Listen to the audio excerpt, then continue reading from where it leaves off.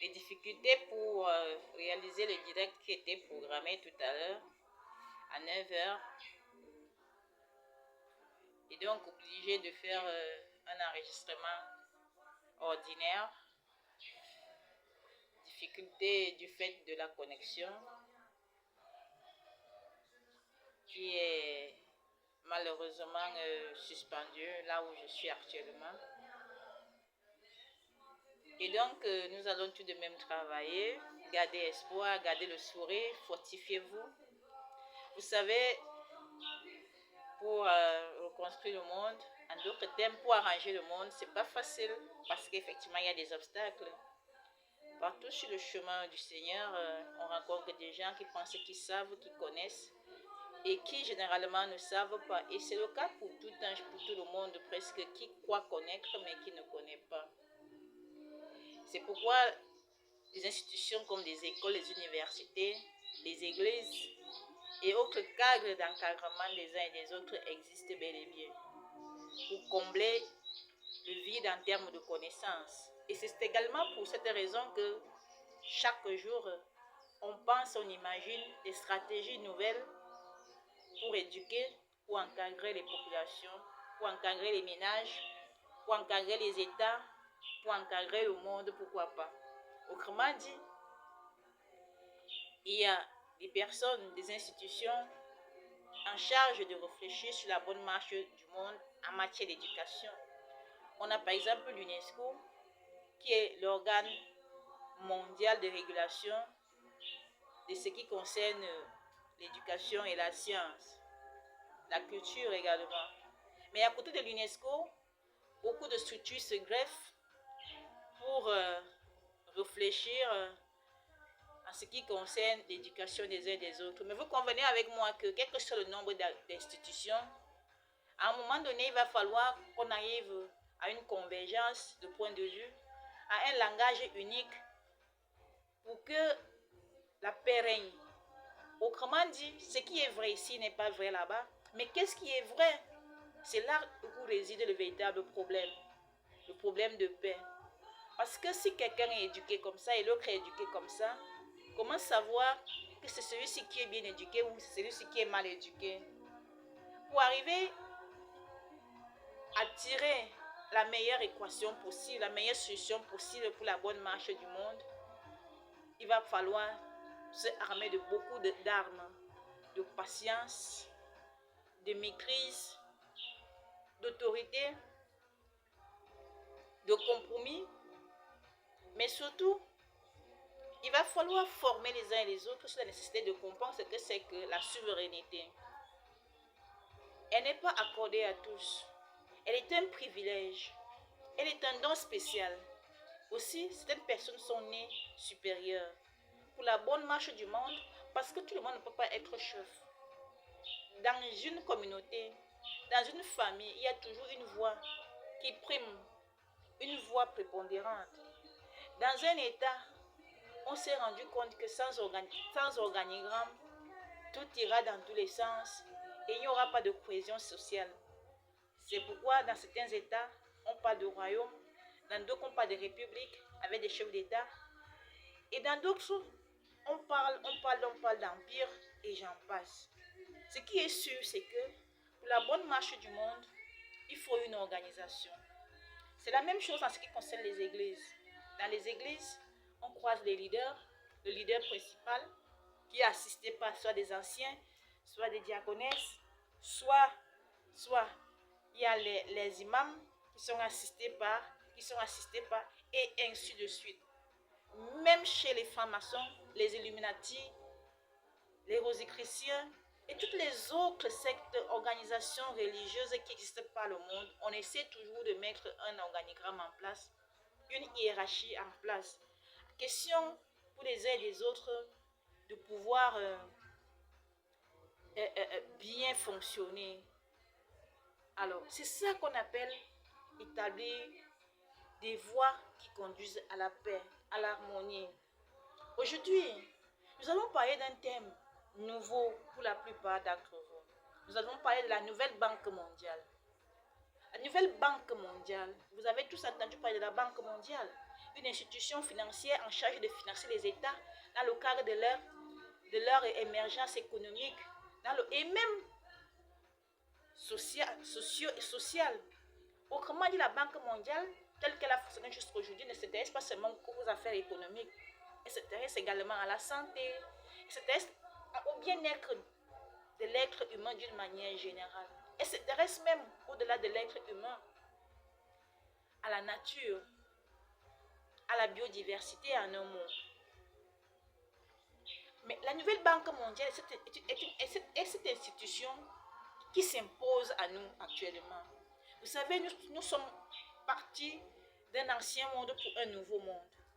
Dans le nouveau monde, il nous faut des institutions nouvelles. Il nous faut des institutions neuves. Autrement dit, nous ne créons pas pour le simple plaisir de créer. Chaque fois qu'on a créé sur la base d'un besoin qui s'est fait ressentir. Et le besoin qui s'est fait ressentir aujourd'hui, c'est celui de la lutte contre la mort.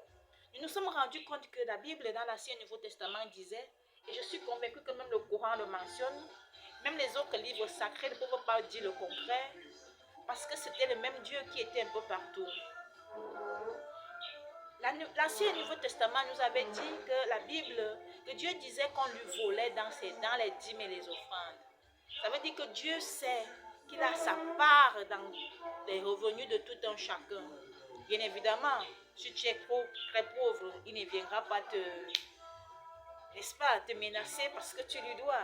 Mais qu'à cela il faudrait que tu sois consciente du fait que tu dois donner à Dieu. Et maintenant dans le nouveau monde, nous nous retrouvons face à Jésus, face à face. Nous nous rendons compte que Jésus est un être humain qui vit au milieu de nous. Et c'est lui que Dieu désigne comme étant le chef, la lumière du monde, le chemin, la vie pour arriver à lui. Comment donc, dans le nouveau monde, allons-nous travailler dans la mesure où la nouvelle Banque mondiale n'avait pas cette réalité?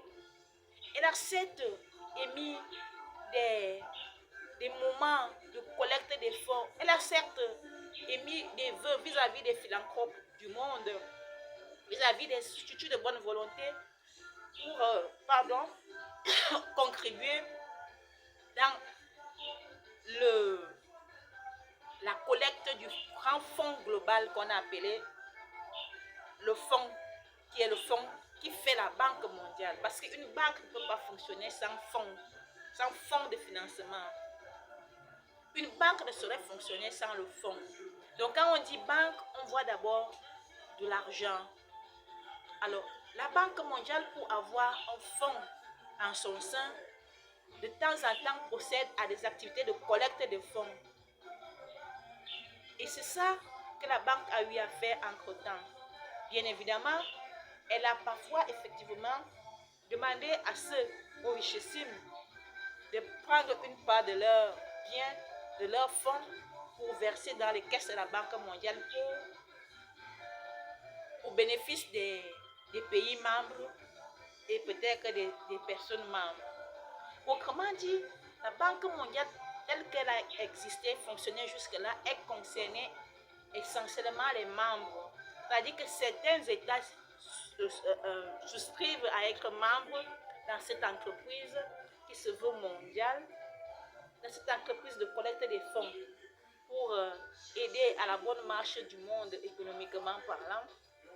Certains États ont donc souscrit leur adhésion pour faire partie prenante de la Banque mondiale et même de l'ONU, qui est le père de la Banque mondiale. On peut dire que la Banque mondiale telle qu'elle a existé jusque-là est une structure des Nations Unies. Alors la nouvelle Banque mondiale vient parce qu'effectivement, actuellement, nous nous rendons compte que Jésus est revenu. Et Jésus, comme vous avez appris la définition, est la tête, est le chef, est le centre névralgique par lequel tout tourne autour du monde.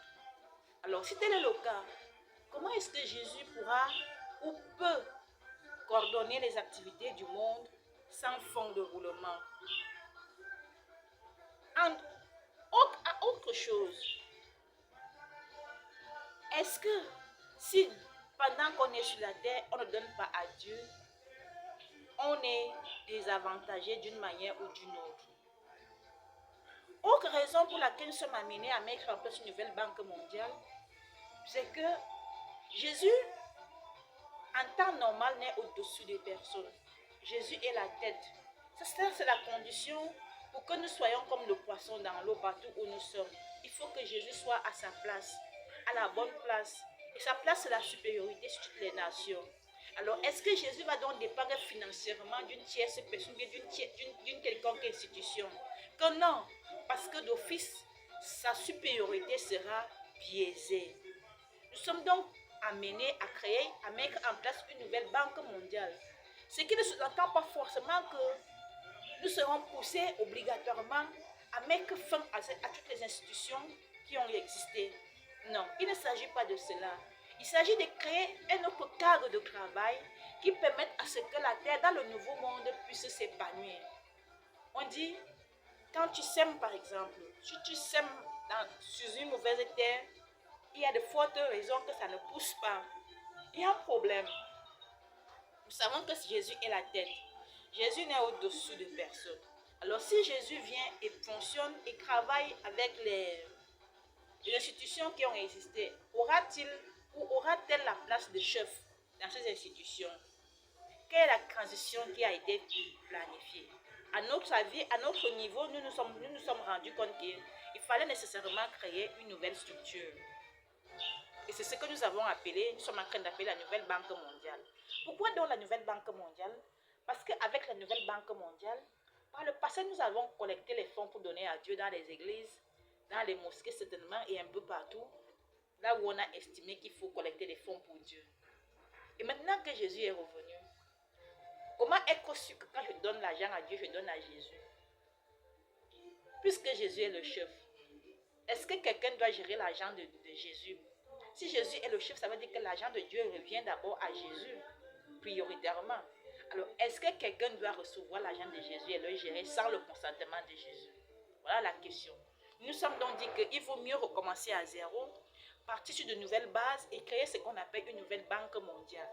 Ça veut dire que où que tu sois, tu connais le compte de Jésus, tu connais le compte dans lequel on verse l'argent dans le nouveau monde, le compte de l'argent du Seigneur dans le nouveau monde. Tu connais le numéro, tu connais le compte, il y a beaucoup de méthodes de transfert de fonds actuellement, de dépôts de fonds actuellement. Tu connais l'adresse officielle, ou tout au moins une des adresses officielles dans lesquelles on peut déposer les fonds qui appartiennent à Dieu, qui appartiennent à Jésus. Cela permettra que Jésus centralise les fonds qui appartiennent à Dieu et prioritairement à elle de les gérer. Et maintenant, par ricochet, de voir comment est-ce que, avec ces fonds, elle peut réaliser son œuvre. Elle peut véritablement jouer son rôle efficacement. Voilà pourquoi nous avons pensé qu'il faut mettre en place une nouvelle banque mondiale que l'ancienne banque mondiale pourra soutenir, que l'ancienne banque mondiale pourra encadrer compte tenu de l'expertise que les experts de ces structures ont glané jusqu'à présent. C'est ça la nouvelle banque mondiale. Chaque être humain sur terre doit donner à Jésus, de peur de mourir. Parce que vous avez appris qu'on ne voit pas Dieu les mains vides. Ça voulait tout simplement dire qu'on ne voit pas Jésus les mains vides. Dieu est un être invisible. C'est Jésus qui est un homme fait de chair. En fait, c'est de Jésus qu'il est question. Alors, ça veut dire que tout le monde, pour être sur terre, doit donner.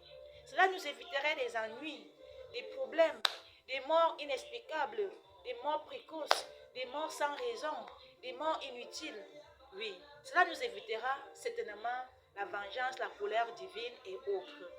Et alors, essayons de nous mettre en règle pour que l'on soit en même de dire à Dieu, Seigneur, Seigneur, Seigneur, je te dois quelque chose.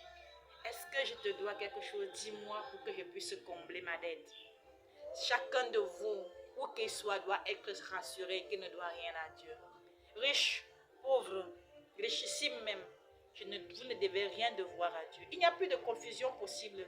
Nous sommes dans le nouveau monde. Dans l'ancien monde, on attendait Jésus. On a utilisé des anciens, des pasteurs, des catéchistes, des prêtres, des évêques et autres pour, dans le cadre de la parole de Dieu, de la vulgarisation de la parole de Dieu. Après le retour du Seigneur, comme tout le monde a attendu le Seigneur, il est temps qu'on se concentre sur le Seigneur, afin que par la suite le Seigneur désigne qui il veut, ou qui travaillent pour ce travail de collecte des fonds d'une manière ou d'une autre. Vous comprenez donc que c'est une institution qui se met en place. C'est un système qui doit se mettre en place. Évidemment, je ne peux pas faire ce travail seul. Mais il va falloir identifier les gens qui comprennent de quoi il est question. Les gens qui comprennent la vision.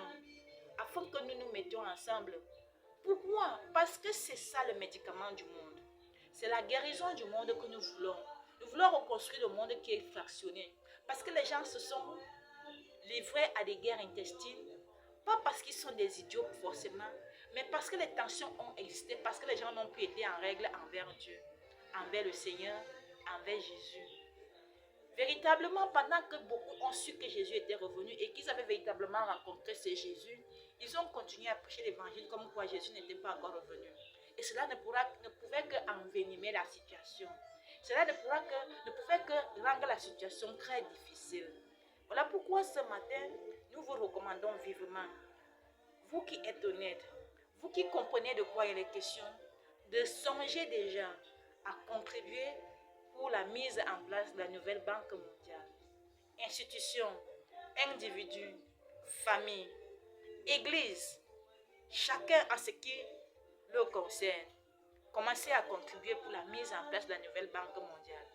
Je suis convaincu qu'en agissant ainsi, la fureur divine diminuera considérablement. Je suis convaincu que lorsque la plupart auront compris ce message, Dieu cessera d'être un Dieu de vengeance, mais un Dieu d'amour. Car je vous l'ai toujours dit, si on dit le bon Dieu, on peut également dire le mauvais Dieu. Le mauvais Dieu, c'est quand Dieu est en colère. Et nous devons travailler pour que le cœur de Dieu soit toujours bon, pour que Dieu soit toujours joyeux, pour que le cœur de Dieu soit toujours bonté.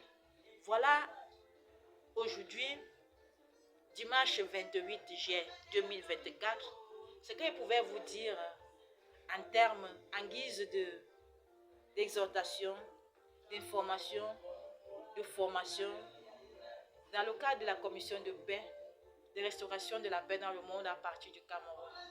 Oui, nous avons été appelés pour vous édifier, pour vous enseigner, pour vous éduquer, pour vous fortifier également. Mais nous sommes convaincus d'une chose, c'est la vérité qui a franchi, c'est elle qui fortifie.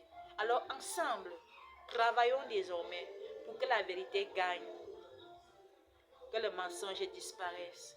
Parce que dans ces conditions, je suis convaincue que la famille la plus écartée du monde, la plus marginalisée du monde, verra le sourire. Merci. Je vous aime. Je vous aime. Je voudrais vous aimer davantage. Aidez-moi à vous aimer davantage. À la prochaine. École sans frontières.